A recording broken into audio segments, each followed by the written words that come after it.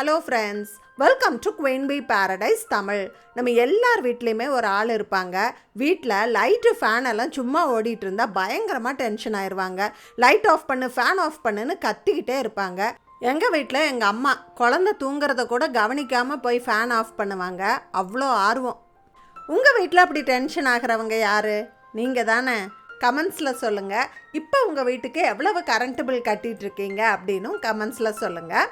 தமிழ்நாட்டில் இப்போ ஜூலை 1 மறுபடியும் கரண்ட் பில் அதிகப்படுத்தியிருக்காங்க. இன்றைக்கி வீடியோவில் நம்ம வீட்டில் சின்ன சின்ன மாற்றங்கள் பண்ணி கரண்ட் பில்லை எப்படி பாதியாக குறைக்கிறதுன்னு நிறைய டிப்ஸ் அண்ட் ட்ரிக்ஸ் தான் நம்ம பார்க்க போகிறோம். நம்ம வீட்டில் தினமுமே AC, water heater, washing machine எல்லாம் பயன்படுத்தினா கூட அதை சரியாக பயன்படுத்தி எப்படி கரண்ட் பில்லை குறைக்க முடியும்னு நான் ட்ரை பண்ணி பார்த்து சக்ஸஸ் ஆன சூப்பரான டிப்ஸ் எல்லாம் தான் உங்கள் கூட ஷேர் பண்ணிக்க போகிறேன். வீடியோவை ஸ்கிப் பண்ணாமல் முழுசாக பாருங்கள். இந்த மாதிரி யூஸ்ஃபுல் வீடியோஸ் பார்க்குறதுக்கு நம்ம சேனலை சப்ஸ்கிரைப் பண்ணிவிட்டு வீடியோக்கு ஒரு லைக் கொடுக்க மறந்துடாதீங்க.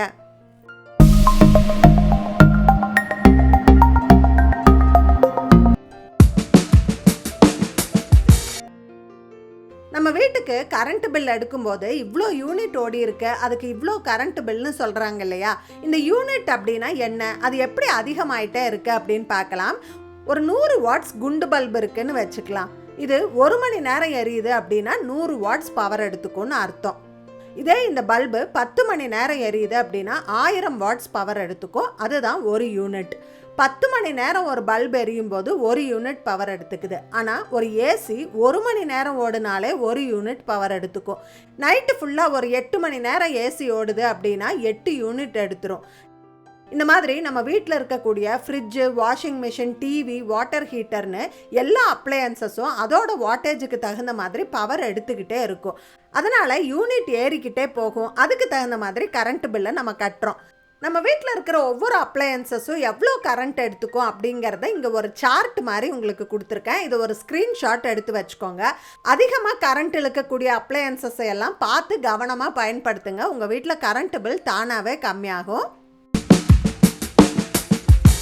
நம்ம எல்லார் வீட்லேயுமே குறைஞ்சது 5-6 மணி நேரமாவது லைட்டு பயன்படுத்துகிறோம் இல்லையா?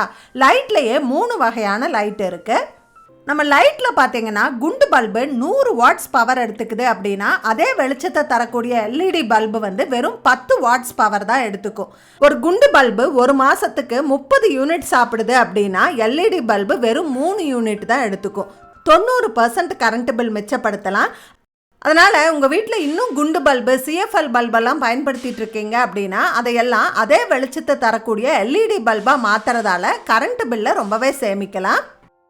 அதுபோல் ஃப்ளூரசன்ட் டியூப்லைட் பயன்படுத்துகிறீங்கன்னா அதை மாற்றிட்டு எல்இடி டியூப்லைட் போட்டுக்கோங்க. கரண்ட் பில் கம்மியாகும்.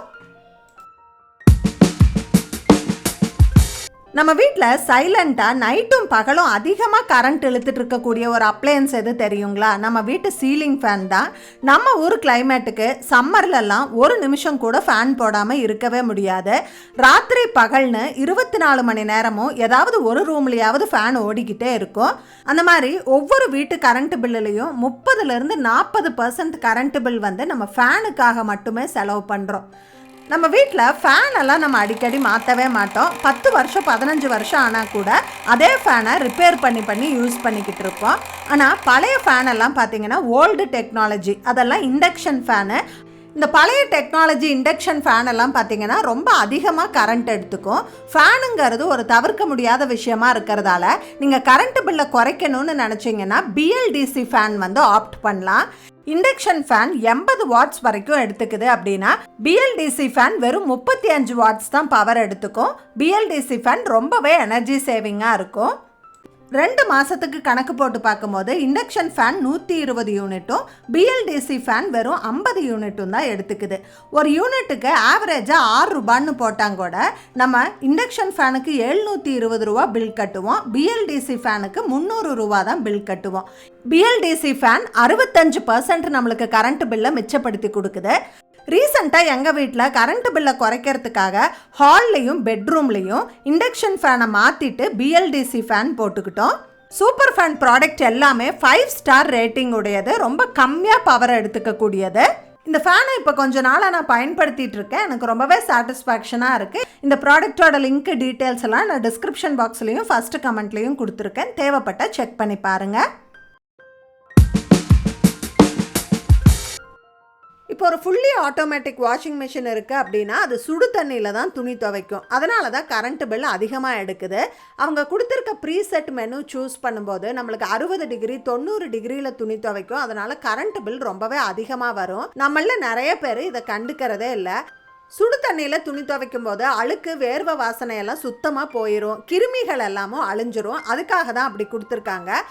ஆனால் நம்ம ஊரில் அடிக்கிற வெயிலுக்கு நம்ம சுடு தண்ணியில் துணி துவைக்கணும்னு அவசியமே இல்லை. துணியை வெயிலில் காய போட்டாலே போதும். அதனால் இந்த டெம்பரேச்சரை ஒன்றா ஆஃப் பண்ணிக்கலாம், இல்லை கம்மியான டெம்பரேச்சர் தேர்ந்தெடுத்து நம்ம துவைச்சிக்கலாம். அப்போ கரண்ட் பில் ரொம்ப கம்மியாகும். கண்டிப்பாக ட்ரை பண்ணி பாருங்கள். நம்ம வீட்டு வாட்டர் ஹீட்டர்லலாம் இந்த மாதிரி ஒரு நாபு கொடுத்துருப்பாங்க. டெம்பரேச்சரை லோ மீடியம் ஹைன்னு அட்ஜஸ்ட் பண்ணிக்கிற மாதிரி கொடுத்துருப்பாங்க. நம்மள நிறைய பேர் அதை கண்டுக்கிறதே இல்லை. இதை சரியாக பயன்படுத்தணும் அப்படின்னா கரண்ட் பில் ரொம்பவே கம்மியாகும். நம்மள நிறைய பேர் என்ன பண்ணுறோன்னா இதை எப்போவுமே ஹை செட்டிங்கில் வச்சுருவோம். கொதிக்க கொதிக்க சுடு தண்ணி வரும், அதில் பச்சை தண்ணி கலந்து குளிப்போம். அப்போது நிறைய சுடு தண்ணி ஹீட்டரில் வேஸ்ட் ஆகும். நம்ம ஊர் கிளைமேட்டுக்கு நம்ம இதை ஹையில் வைக்க வேண்டிய அவசியமே இல்லை. அதுக்கு பதிலாக நம்ம மீடியம் செட்டிங்கில் வச்சுக்கலாம். அளவான சூடில் நம்மளுக்கு தண்ணி வரும். இதுவே வெயில் காலமாக இருந்தால் நம்ம லோவில் வச்சாலே போதும், வெது வெதுன்னு நம்ம குளிக்கிற மாதிரி சுடு தண்ணி வரும். இந்த மாதிரி டெம்பரேச்சர் கம்மியாக பயன்படுத்தும் போது நம்மளுக்கு கரண்ட் பில் ரொம்பவே கம்மியாகும்.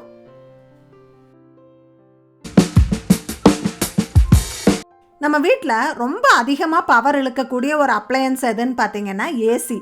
நைட்டில் ஒரு 5 மணி நேரம் யூஸ் பண்ணிங்க அப்படின்னா 5 யூனிட் குடிச்சிரும். ஸோ நம்ம ஏசி தொடர்ந்து பயன்படுத்தும் போது நிறைய கரண்ட் பில் வரும். இதை ஓரளவு கம்மி பண்ணுறதுக்கு ஒரு ஈஸி ட்ரிக் இருக்குது. ஏசி ஆன் பண்ணும்போது கூடவே ஃபேனையும் ஆன் பண்ணி யூஸ் பண்ணுங்கள். ஃபேனும் ஏசியும் சேர்த்து பயன்படுத்தும் போது அந்த ஏசியோட குளிர்ச்சியான காற்று ரூம் ஃபுல்லாக ஈவனாக பரவும். அதனால் ஏசியோட லோடு கம்மியாகும். நம்ம ஏசி மட்டும் பயன்படுத்தும் போது 22 23 வைக்கிறோம் அப்படின்னா ஃபேன் கூட சேர்ந்து பயன்படுத்தும் போது 27 28 டிகிரியில் வச்சாலே ரூம் ரொம்ப கம்ஃபர்டபுளாக கூலிங்காக இருக்கும். கரண்ட் பில் ரொம்பவே கம்மியாகும். அது மட்டும் இல்லை, நம்ம ரூமில் ஏசி ஃபிக்ஸ் பண்ணியிருக்கோம் அப்படின்னா அந்த கூலிங்கான காற்று லீக்கேஜ் ஆகி போகுதா அப்படின்னு நம்ம செக் பண்ணிக்கணும். இந்த கதவுக்கு கீழே இருக்க சந்திலெல்லாம் அந்த கூலிங்கான காற்று வெளியே போயிடும். அதனால் ரூமை கூலாக வச்சுக்கிறதுக்கு வேண்டி ஏசி அதிகமாக கரண்ட் எடுத்து ஓடிக்கிட்டே இருக்கும். இந்த மாதிரி கேப்பை எல்லாம் நீங்கள் சீல் பண்ணி வச்சிடணும். இதுக்கு இந்த மாதிரி சிம்பிளாக ஒரு டிராஃப்ட் மாதிரி ஒன்று கிடைக்குது. இதை நம்ம டோருக்கு கீழே இப்படி ஃபிக்ஸ் பண்ணிவிட்டு தேவையான அளவு விட்டுட்டு நம்ம கட் பண்ணிடலாம்.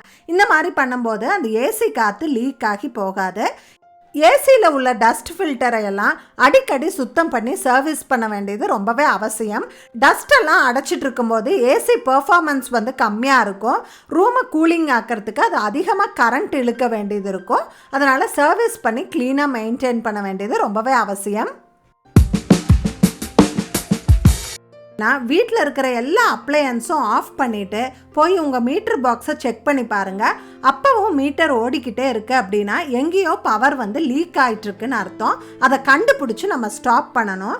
முக்கியமாக நம்ம எல்லாரும் பண்ணக்கூடிய ஒரு மிஸ்டேக் என்னன்னு பார்த்தீங்கன்னா ஃபோன் சார்ஜ் போடுவோம். சார்ஜ் ஆனதுக்கப்புறமா ஃபோனை மட்டும் எடுத்துகிட்டு போயிடுவோம். இந்த ஸ்விட்சை ஆஃப் பண்ண மாட்டோம், சாக்கெட்டை வெளியில் எடுக்க மாட்டோம்.